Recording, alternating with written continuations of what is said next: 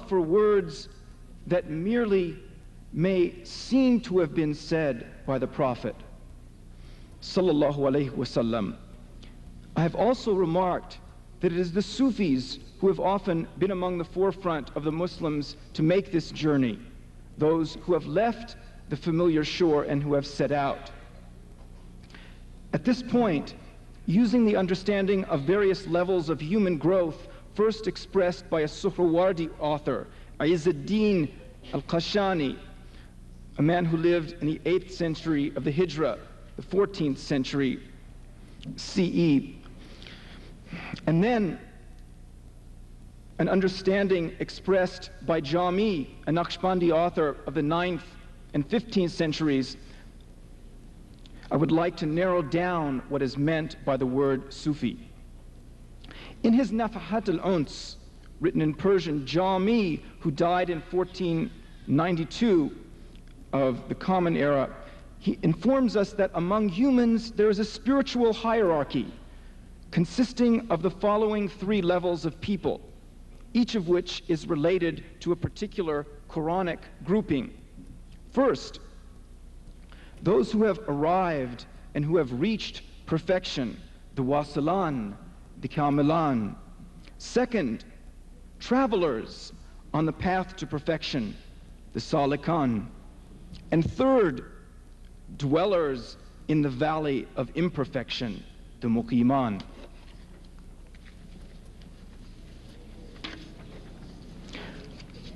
The most elevated group, those who have arrived, the wasilan, and have reached perfection, the kamilan, are those to whom the Quran refers as those drawn close, the muqarriban. And the foremost, the sabiqan. The second group in the hierarchy, the travelers, the salikan, Jami states are the pious, the abrar, and the companions of the right, the ashab al-yamin. The third and lowest group, the dwellers, the muqiman, are the evil ones, the ashrar, and the companions of the left hand, the ashab al-shimal. Due to limitations in time, I will not discuss the ashab al-shimal. Jami further subdivides these 3 groups that comprise his hierarchy of human beings. The highest group, those who have arrived, consist of the following 3 divisions. First, the prophets. Second, the Sufi sheikhs. And third, the group of the spiritually drowned, which consists of those who, after reaching Jama, the station of undifferentiated awareness, they never leave it.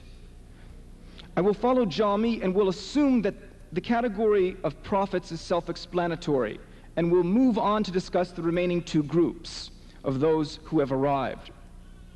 Jami states that the second group in the hierarchy, the Sufi sheikhs, are those who have attained the degree of wusul, of arriving through perfectly following Muhammad sallallahu alaihi wasallam.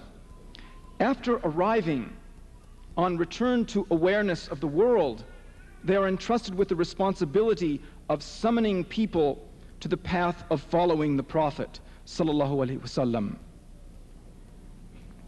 The Sufi sheikhs, according to Jami, are the most perfected humans, the kamilane mukammal. His reason for asserting this is that not only have they reached states that the sheikhs themselves call union and passing away, jama and fana, but they have returned from these states to an awareness of the world and themselves.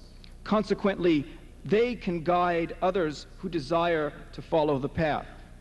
As Jami puts it, after drowning in the essence of union, the Ain Jam, and the depths of unity, Tawheed, God's pre-temporal grace and concern saved them from the stomach of the whale, which is the state of passing away, fana, and brought them to the shore of differentiated awareness, tafriqa, and the arena of subsistence, baqa, so that they can save people and guide them to degrees of closeness to Allah. The third group consists of the spiritually drowned. They are people who have arrived namely those who have reached the station of undifferentiated awareness or union, jama. But Muslims of this group have never regained awareness of the differentiated quality of the world, of tafriqa. In other words, they passed away from themselves in the station of fana and never emerged from their passing away into the station of baqa. An important consequence of their continuing to remain in the realm of undifferentiated unity is that they are not capable of being someone's spiritual guide.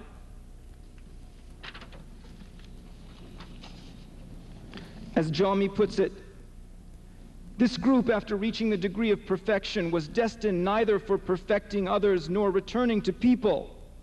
They became drowned in the ocean of undifferentiated awareness.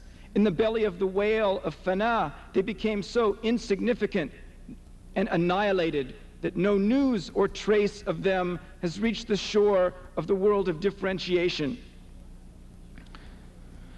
And after the perfection of union, they were not entrusted with the function of perfecting others. Further away from God than the people who have arrived, according to Jami's hierarchy, are the people who are still traveling. The travelers are comprised of two groups: the seekers of God, the Taliban-e-Haq, and the seekers of the hereafter, the Taliban-e-Akhirah. Those who seek God are in search of the highest goal. Jami states that they are devotees of the face of Allah, who desire the face of Allah. On the other hand, the seekers of the hereafter seek only paradise. They are in fact devotees of the hereafter, and they desire it. Jami in turn states that the higher of these two groups, the seekers of Allah, are comprised of two groups: the Sufis, the Mutasawwifa, and the people of blame, the Malamatiyya. What both of these two groups have in common is that they're not actively in the process of seeking true Tawheed. What both of these two groups have in common is that they are actively in the process of seeking true Tawheed, but they have not yet reached the goal. Being in process, they have become freed from some of the attributes of their self, freed of some of their self-worship. But to quote Jami, they are still clinging to the remnants of the attributes of their selves. The difference between these two groups is that the Malamatis conceal their pious actions and strive so as not to attract people's attention. Paradoxically, to a degree, this keeps them focused on people and on themselves. And as Jami states, it obstructs the truth of unity. On the other hand, the Sufi attempts to be receptive and to surrender to what Jami calls the attraction deriving from grace beyond time. This has the potential of removing the veils of both their egotism and their preoccupation with others. Consequently, unlike the Malamatis, the Sufis do not depend upon concealing their piety from others. They feel free to display or conceal their piety, depending on what the situation demands.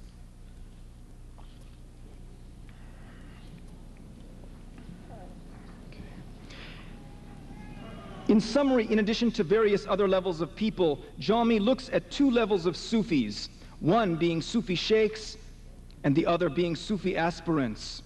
The Sufi sheikhs have passed away from themselves and yet have returned to awareness of the world, now seen through the light of God. The Sufi seekers of God are still striving to surrender themselves to God's pull.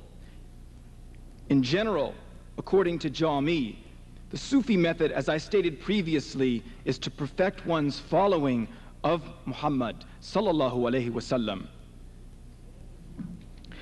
The concrete manifestation of Sufism in history first appeared in the 2nd century of the Hijra, the 8th century of the Common Era, when some Muslims first became known as Sufis, which literally means wearers of wool. Beginning in the 6th century of the Hijra, the 12th century,